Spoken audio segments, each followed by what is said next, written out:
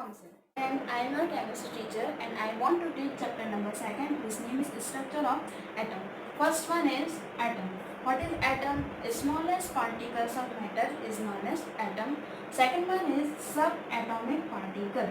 Subatomic particle, it means atoms are made up of subatomic particle, in which first one is electron, second one is proton and third one is neutron. Electron, it means negatively charged, proton it means positively charged, and neutron it means it has neutral, it means it has no charge. In this chapter we have to learn first point, it means discovery of electron which is negatively charged. But before this we have to know cathode rays were discovered by William Crookes and Thomson. To understand the discovery of electron, we have to read the experiment cathode ray tube experiment. First one is why its name is cathode ray tube experiment, because there are production of the cathode rays in glass tube. First of all, we have to take gas discharge tube for it, and there is one point which is known as cathode, it means negative point, and second one is anode which means positive point. It is connected to the battery which is 10,000 volt. When we switch on the circuit, then there is a production of cathode rays. It means at the point of cathode there is a blue radiation. There is a blue radiation which are trying to go in a straight line from cathode to anode.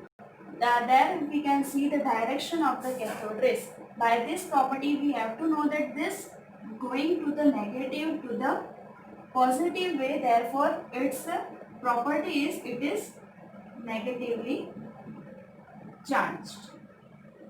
Then we can conclude that cathode rays it has negatively charged properties. By this experiment we can learn that how the cathode rays are produced.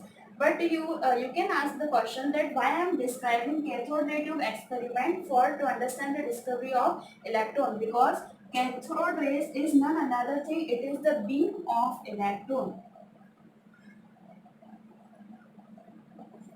Cathode rays it means beam of electron which are going in a straight line from cathode to anode, and its direction is from cathode to anode, and it are emits from cathode, therefore its name is cathode rays. And its properties is negatively charged because they are attracting towards the positive. It means anything is negative, then they are always attract towards the positive. And if it is attract towards the negative, then we can say that its property is positive. But there again we can see that here cathode rays are directed from the cathode to anode. It means they are attracted towards the positively charged ion, therefore it is negatively charged, and it emits from the cathode, therefore its name is cathode rays. And there are blue radiations which are known as cathode rays. By this we can understand the cathode ray tube experiment. And why I am explaining this, because cathode ray is none other thing, it is just beam of electron. Then after we can understand that yes, after the discovery of cathode rays, there is a discovery of the beam of electron which is negatively charged atom. And there this is a metal plates.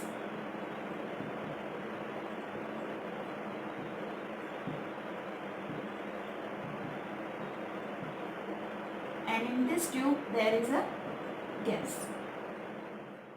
To read properties of cathode rays, first one is cathode rays travel in straight line. Always they have to travel in straight line. Second one is cathode ray produce mechanical effect. If we put wheel on this part on become then cathode rays produce mechanical effect. It means it can run the wheel. Third one is cathode rays consist of negatively charged particles. First we have to say that as we see in experiment, they are attract towards the positive charge. It means they have negatively charged particles. They are known as electron. Next one is cathode rays travel with high speed. Next point, they can penetrate through thin metallic sheets. Penetrate it means they can spoil or they can pass through thin metallic.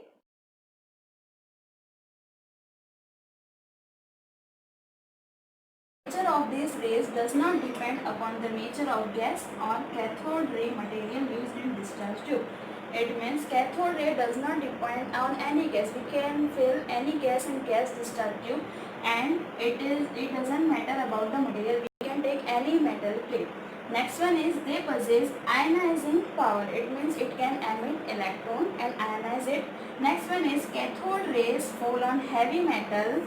X-ray are produced because when any cathode rays fall on heavy metal, it can emit electron, and then there is a production of the X-ray. X-rays are produced.